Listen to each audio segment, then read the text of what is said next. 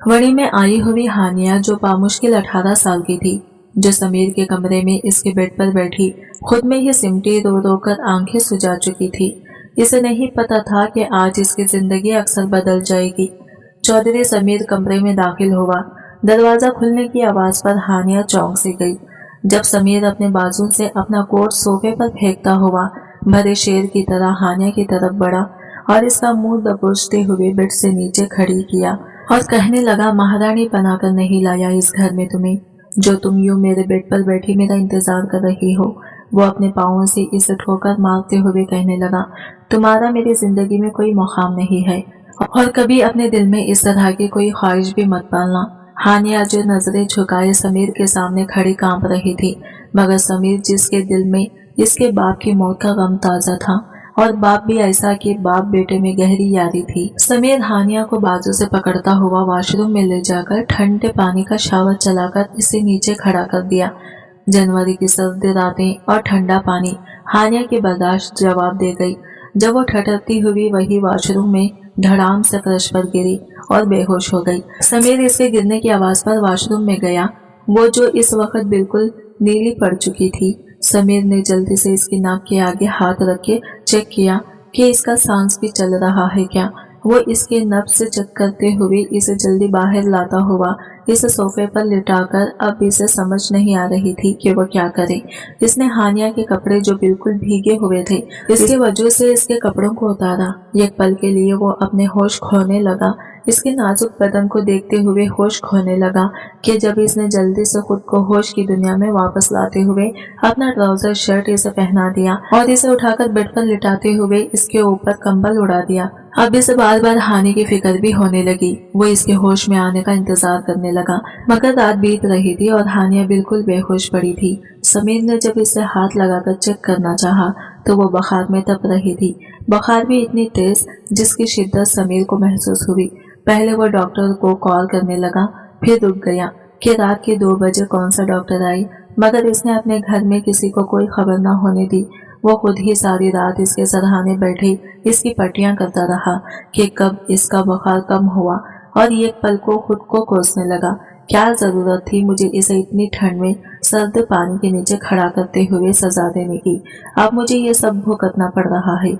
समीर जो खुद कलामी करता हुआ हानिया के चेहरे की तरफ देख रहा था, इसकी आंखें बिल्कुल सुर्ख पड़ चुकी थी कि जब आहिस्ता आहिस्ता इसने अपनी आंखें खोलने की कोशिश की, मगर बुखार की शिद्दत की वजह से वो खुद को संभाल नहीं पाई थी। इसने धुंधले से आंखों के साथ समीर का चेहरा देखा और कहने लगी, समीर साहब, आप मुझे माफ कर दें, मेरा इसमें कोई कसूर नहीं है और मेरे बाबा भी बेगुनाह है।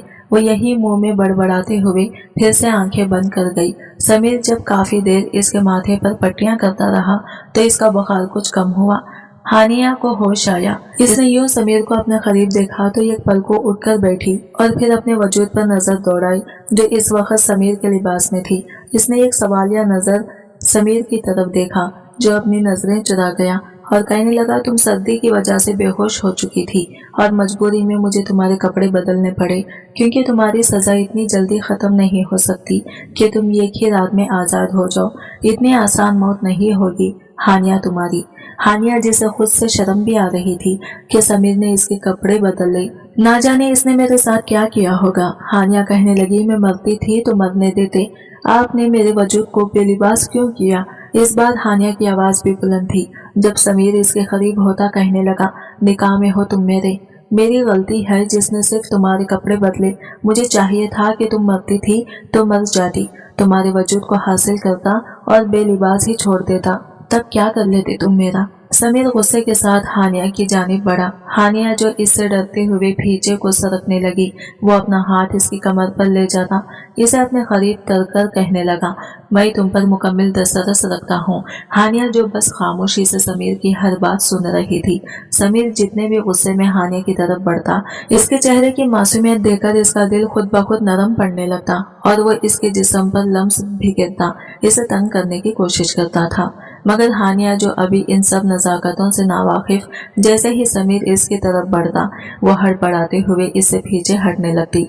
समीर जो बेकाबू होता है इसके चेहरे पर झुका, इसके गर्म सांसों को अपने चेहरे पर महसूस करती थी। हानिया जो अपनी आंखें बंद कर गई, मगर समीर पीछे हटा और इसे कहने लगा, तुम उठकर सोफे पर चली जाओ। वो जल्दी से उठी और सोफे पर लेटी इन सब वाक़ियों को याद करने लगी जिसकी वजह से इसे ये सजा मिली। हानिया के वालिद हक हयाज, जो समीर के वालिद दिलावर हसीन की काफी करीबी दोस्त थे और दोनों को ही शिकारबाजी बहुत पसंद थी, और इस दिन भी हक हयाज जो दिलावर हसीन के साथ जंगल में शिकार पर गए हुए थे। शिकार करते ही जब दिलावर हसीन कहने लगे, हक हयाज हमें काफी अर्सा हो गया है फायरिंग का, मैदान मुकाबले कैसे हुए तो क्यों ना आज हो जाए। वो खुले में हवा में फायर कर रहे थे कि जब हक हयाज का बैलेंस आउट हुआ और इनकी गोली दिलावर हसीन को लग गई और वो मौके पर ही जान की बाजी से हार गए। इनके साथ कुछ लोग और भी मौजूद थे जो हकीकत जानते थे, मगर अफवाह यही फैल गई कि हक हयाज ने अपने दोस्त दिलावर हसीन को जान से मार दिया।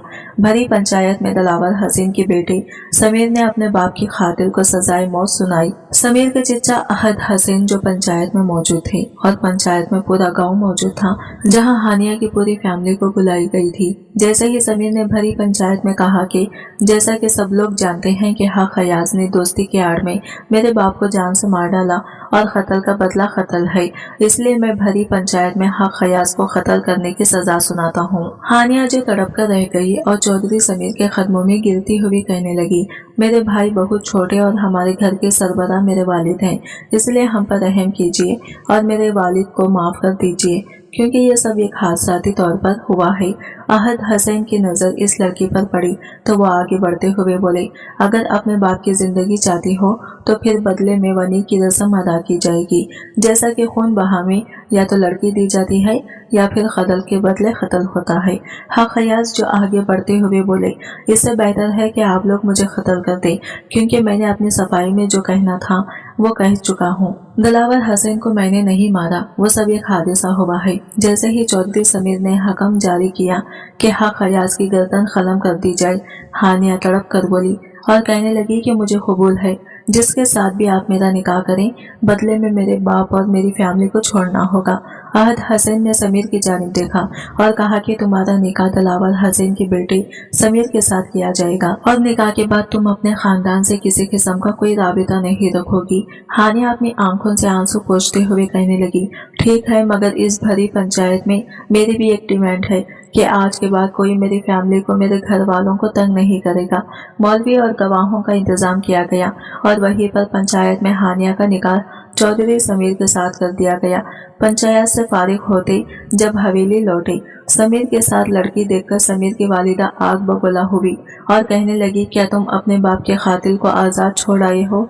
अहद हसन आगे बढ़ते हुए कहने लगे, भाभी साहिबा, कत्ल के बदले कत्ल होता है या कत्ल के बदले इनकी लड़की, इसलिए भरी पंचायत में यही फैसला किया गया कि हक हयाज की बेटी चौधरी खानदान में बनी बनकर आएगी। चौधरी समीर की वालिदा रशीदा बेगम जो अपने शौहर की मौत के गम में डूबी हुई किसी भी बात का जवाब दिए बगैर अपने कमरे की तरफ चली गई। समीर हानिया को घसीटते हुए कमरे में ले जाकर पटकता हुआ खुद बाहर आ गया और वो सारी रात हानिया को यूं सजाएं देता रहा। इसका बुखार कुछ कम हुआ तो समीर अपना रुख फेर कर सोने का नाकाम कोशिश कर रहा था, मगर आज वो कमरे में अकेला नहीं बल्कि एक निस्वानी वजूद इसके पास मौजूद था और इसकी दस्तरस में इसके निकाह में थी। वो खैर वो अपने जज्बात पर काबू पाता हुआ सो चुका था। सुबह वो कमरे से निकलता हुआ हानिया को कहने लगा, तुम यहाँ पर मेहमान बनकर नहीं आई, ना तुम्हारा मुकाम इस घर की बहू का है, इसलिए बेहतर होगा कि इस घर की मुलाजिमा के साथ घर के सारे काम करो। हानिया जो एक बार फिर अपने लिबास की तरफ देखने लगी तो समीर कहने लगा, थोड़ी देर बाद मुलाजिमा तुम्हें कमरे में तुम्हारी जरूरत का कुछ सामान दे दी जाएगी। वो इसे नसीहतें करता हुआ खुद तैयार होता कमरे से बाहर निकल गया। हानिया जो वही सोफे पर बैठे अपने घर वालों को याद करते हुए रोने लगी। थोड़ी ही देर में मुलाजिमा हानिया को इसके कपड़े पकड़ा कर जाने लगी। हानिया ने मुलाजिमा से वो शॉपर पकड़ा और इसमें से अपने कपड़े निकालकर देखने लगी। एक जोड़ा पहनते हुए वो कमरे से बाहर आई और इसकी हालत इस वक्त बहुत अजीब सी थी कि ना जाने इस घर के लोग इसके साथ क्या सलूक करेंगे। वो हिचकते हुए शर्माते हुए किचन की जानिब बढ़ी। जब समीर की चच्ची सालेहा बेगम ने इसे आवाज दी और कहने लगी, भाई तुम कहाँ घुसने लगे हो?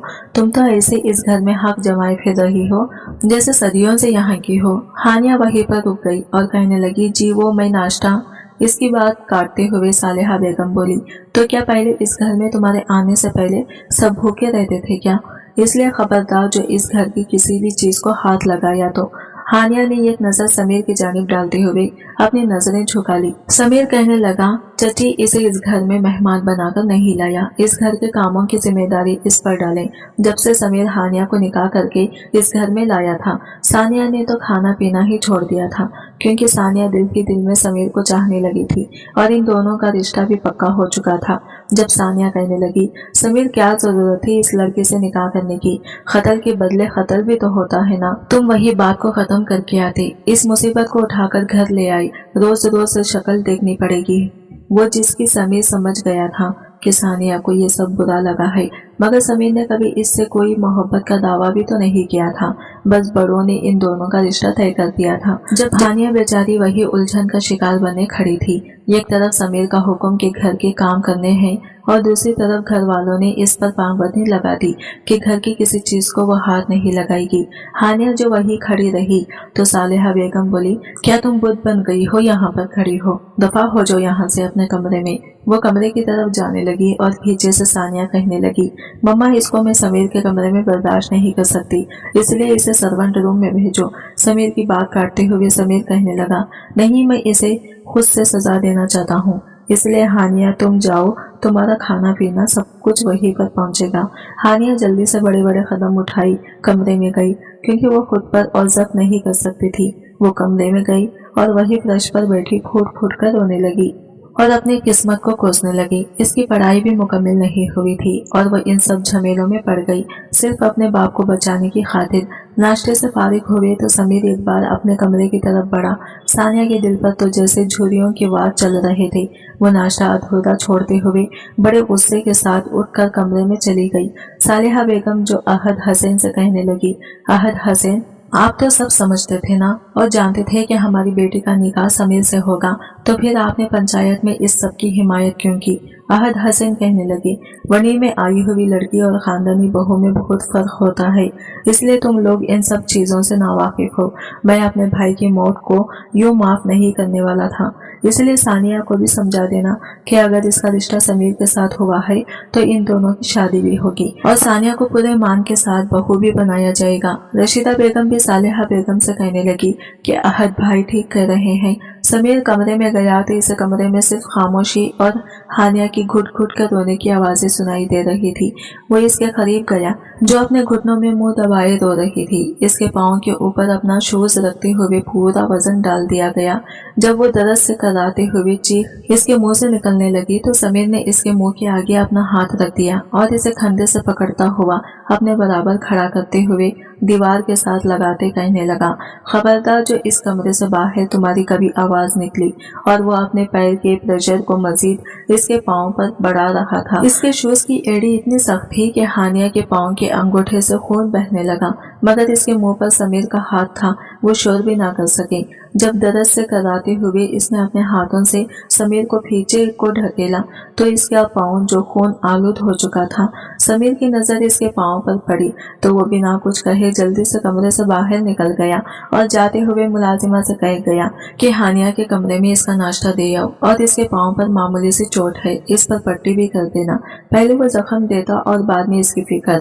मुलाजिमा थोड़ी देर बाद कमरे में आई नाश्ता लिए। जब हानिया ने इससे कहा कि मुझे कुछ नहीं खाना, कहने लगी, बीबी जी साहिब जी का हुक्म है, इसलिए मुझे इनका हुक्म मानना है।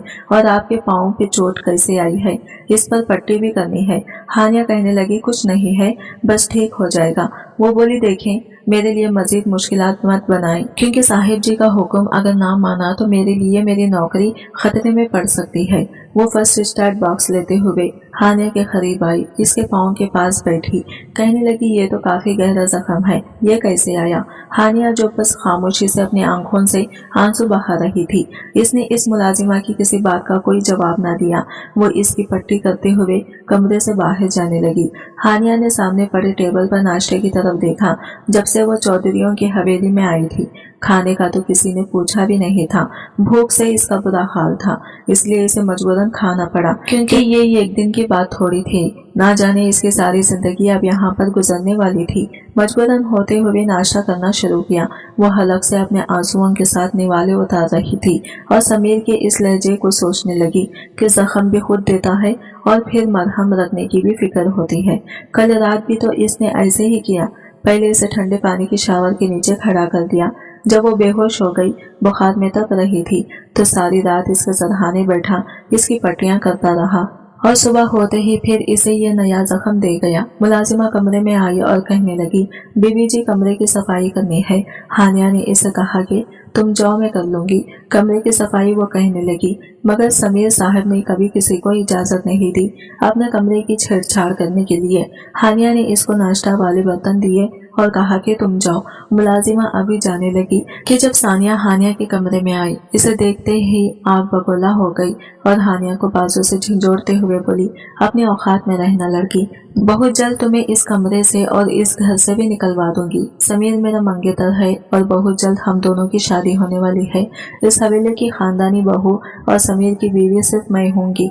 सानिया इसे आंखें दिखाते हुए जोर से हानिया को धक्का देते हुए, हानिया जिसका सर बेड से टकराया और इसके माथे से खून बहने लगा। मुलाजिमा ये सब देखते हुए हानिया पर तरस खाने लगी कि जब सानिया मुलाजिमा से कहने लगी, तुम यहाँ सर पर क्यों सवार हो, दफा हो जाओ। वो जल्दी से बर्तन हाथ में थामते हुए कमरे से निकल गई। हानिया जो पहले बुखार की शिद्दत में तप रही थी, ऊपर से इसके पाँव के अंगूठे को समीर खुद जख्मी कर गया था।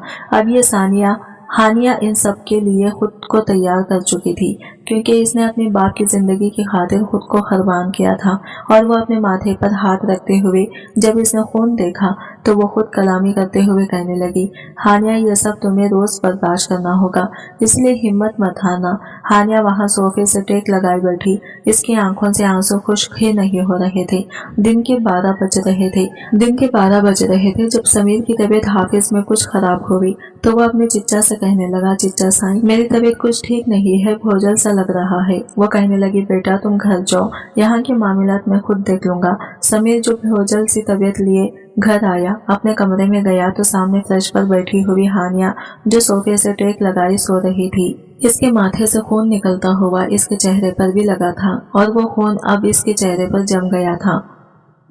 अगला पार्ट देखने के लिए हमारे चैनल को सब्सक्राइब करें और वीडियो अच्छा लगा है तो लाइक शेयर जरूर कीजिए और मिलते हैं अगले वीडियो के साथ। तब तक के लिए बाय बाय, टेक केयर, अल्लाह हाफिज।